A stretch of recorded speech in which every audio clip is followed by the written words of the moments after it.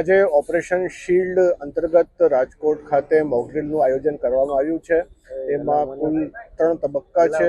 પ્રથમ જે તબક્કો છે એમાં જે એક્ટિવ રિકોલ એટલે જે અમારા સિવિલ ડિફેન્સના વોલન્ટિયર્સ છે એમને મેસેજ મોકલીને જાણ કરવામાં આવી હતી। એમનું રેસ્પોન્સ ટાઈમ જોવામાં આવ્યું હતું અને એનસીસીના વોલન્ટિયર્સ, એસઆરપીના વોલન્ટિયર્સ સાથે એક તાલીમ સેશન ત્યારબાદ ગોઠવવામાં આવ્યું હતું જે પૂર્ણ થયું છે। એમાં ફાયર એન્ડ ઇવેક્યુએશન, ફર્સ્ટ એડની તાલીમ આપવામાં આવી હતી।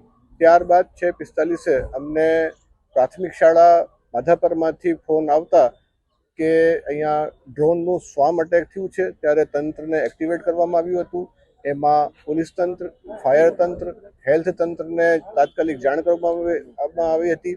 સેટેલાઇટ ફોન દ્વારા જે ડીઈઓસી છે ત્યાં જાણ કરવામાં આવી હતી અને આશરે 20 લોકોનું ઇવેક્યુએશન જે છે એ કરવામાં આવ્યું છે।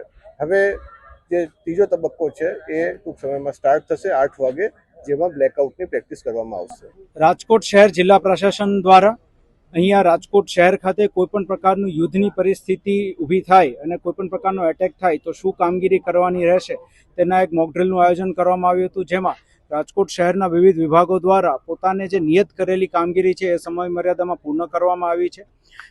અમારા તરફથી પ્રજાજોગ એ જ સંદેશ છે કે આ પ્રકારની કોઈપણ પરિસ્થિતિ ઉદ્ભવે તો આપ અમને સંપૂર્ણ સહયોગ આપો।